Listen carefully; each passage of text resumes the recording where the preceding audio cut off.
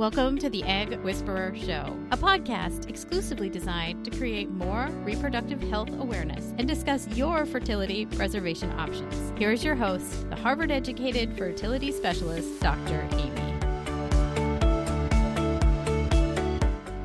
Hi, you guys. I'm here talking about how nice it is to have sperm on ice. You know, I talk about this all the time, right? It's always nice to have sperm on ice. I got a guy who's making it happen. He's the Chief Medical Officer of Legacy, and I'm so excited to have him on to talk to us about this today. So Legacy is doing really great things, sperm freezing, and at the same time, you can get an analysis and sperm DNA fragmentation testing. You guys all have heard about my Tushy method, and the S of the Tushy is sperm, and if this sperm needs a little bit of improvement, and we go through the balls method, and the B for balls is background genetics. So how cool is that? One test that can do it all. And then the cool thing about this company that I've been using more recently is I have patients that come from all over, out of state. Guys don't have to leave their house. They just freeze from home, and then the sperm gets shipped to the IVF lab here, and it's like magic. Hi, Ramy. How are you? Thanks for joining us. So I want people to know a little bit about a lot. So you're a urologist, long history of working in higher education. You're now in Cleveland, Ohio, but you're here today as Chief Medical Officer of Legacy. And just tell us about Legacy, what you guys offer. And I know a lot of people have already asked, like, how much the test costs, and just talk to us about all the offerings that you guys. So Legacy, with all my bias activity, is a great company because it fills the gap with all the need of male fertility journey, right? So we provide all the services and products for a man or an individual or transgender or a gay couple for them to achieve their own biological kid, right? So the whole journey towards parenthood, from semen analysis, storage, DNA fragmentation, which we're the only company on the market to do. And we provide support. We provide telehealth education, which is for free. And then we have partnership with insurance companies. So people in New York and California, hopefully they can do this for free. So don't worry about the financial part of things. Other than this, we have great programs for nutrition, emotional support. We now have a great supplement, which has CoQ10, and trust me, CoQ10 is like the best supplement for male fertility. However, you need to take it at least 300 milligrams, which we only do. Legacy is the only company that has CoQ10 at 300 milligram dose. So again, we try to cover the whole umbrella of male fertility. We try to be as supportive as possible, as understanding, with one of the best client experience anyone can have. Yeah, and I would agree. I think my patients have said the same thing. It's been so easy. And what I mentioned before you came on was about how I have patients who live out of state, and it's hard for both of them to leave work and come here. And not that we don't need the male partner, we just really need the sperm. And so it makes it so easy for us to freeze sperm and then move it. And even if you did it years ago, I mean, if I have a guy who's, let's say, 50 years old and he froze his sperm at 40, I would definitely want that 40-year-old frozen sperm. So it's really great that you guys offer this and make it so easy. Can you talk to us a little bit about the cost? How much is the semen analysis? How much is the sperm DNA fragmentation test? What is storage like? So we have different packages for different people, right? So with the analysis, it's around $195. And then if you add the DNA fragmentation, it's going to be a little bit more.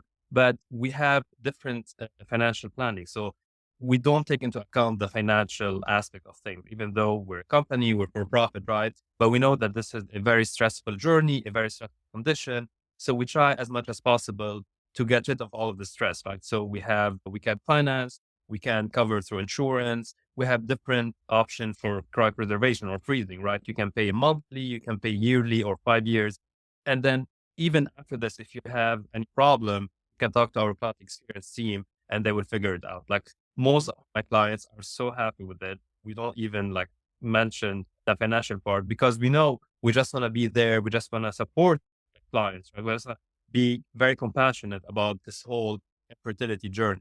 And then just to mention about the freezing, right? So many of my patients, my clients would ask me, who should freeze their sperm?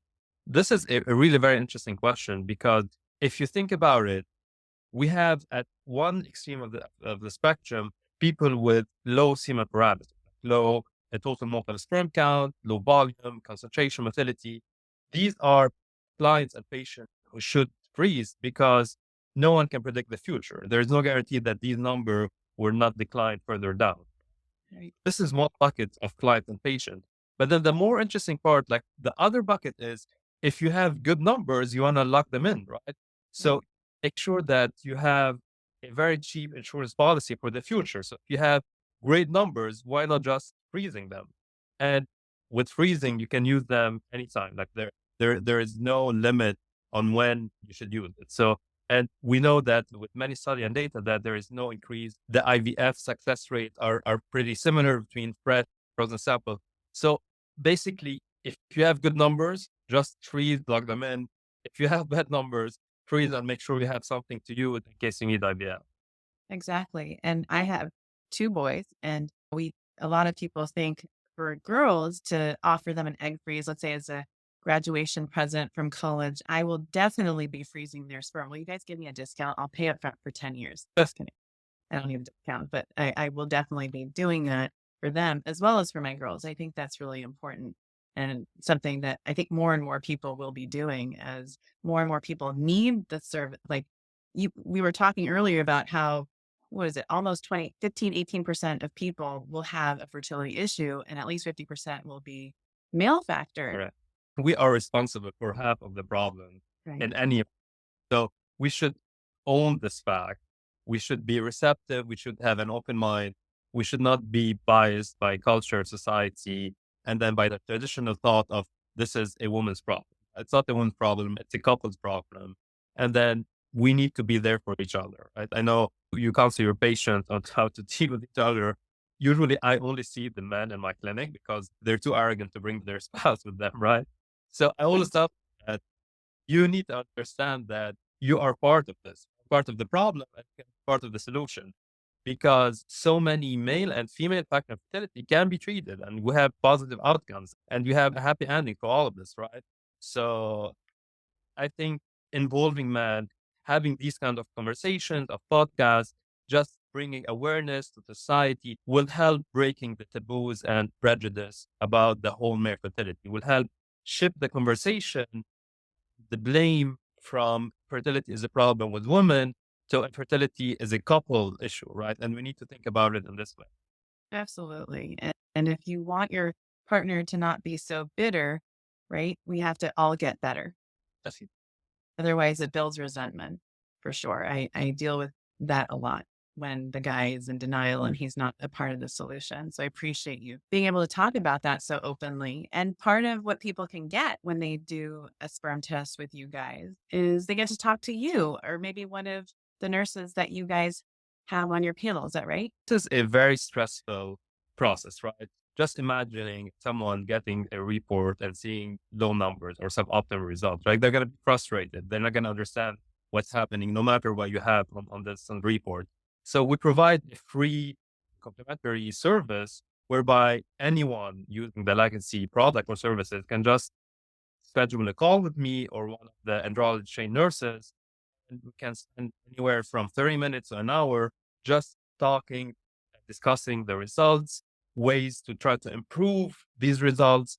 And then I try to give them a continuity of care, right? So this is not an official telehealth medical call, but then I will guide them on where to go to a urologist who's trained in male fertility and andrology, what kind of tests they expect to have from like another semen analysis, possibly hormone testing, ultrasound of the testicles, some genetic testing. So I try to give them the whole idea about the journey that they're going to go through. This will just help them to manage their expectations, right? So if what's next, then you're going to have some sort of relief and you're going to feel a bit less anxious about the whole process. And then the best part for me is the female partner or the couple together on the call, right? Because when you see this involvement, the two, it means that they are there for each other, are going to support each other, and I go to this together. Right. Is it possible for sperm to be shipped to another country for IVF if spouses are in 2 different countries? It is possible. It's a bit more complicated just because of all the lot and challenges, but it is possible. Let me see. We got a few questions. The first question, can you explain sperm antibodies? I just recently heard about this. Yeah. So we know that semen analysis is just a test of the count, the motility, the total mortal sperm count, right, and the volume. We know that sperm is also function, right? It's a functional cell, even though it's the smallest cell in the body and the egg is the biggest cell, right? We know that we have tests like sperm antibody tests, which test the function of the sperm, right? It's not a very understood that because it's very difficult for us to determine if there are actual antibodies against the sperm. So the idea is that in the female genital tract, our cells are fighting and killing the sperm. We have ways to overcome this by using IUI, for example, or giving some steroid to try to modulate the immune response of the female. It should not be a major problem. And this is just a diagnosis by exclusion. So once we exclude all other factors of fertility, then we think this might be the cause. But this is not a very frequent occurrence. Next question. My husband had a testing in March due to CBAVD-CF. His sample is now frozen and we just started our first IVF cycle. Do I need to be worried about his frozen testing sperm fertilizing my egg? You should not at all, because we have enough data, good level of evidence supporting the fact that using fresh or frozen sperm would lead to the same IVF outcomes, right? Even though this was the question for the longest period of time, now we know outcomes are the same, success rate is almost the same. You can use the frozen sperm for as long as you want. It will not increase any risk of genetic abnormalities, genetic malformation, or miscarriages. So once the sperm is frozen, they thaw it, and then they use the best, most robust, with good morphology and motility. And even though once you inject it into the egg, you're just going to deliver the DNA. So you're all good. Are you sure you're not just saying that because you work for a company that freezes sperm? And then how long can the sperm be frozen for? Indefinitely? No, there's no freezer burn? Was 42 years. So after 42 years, they used a frozen sperm and we got a healthy living baby. So it's just amazing. So once you freeze in liquid nitrogen, you just stop time. Right. So it stop all the mechanical molecular process of the cell. And then once you thaw it, then you get it back alive. So you can use it in that.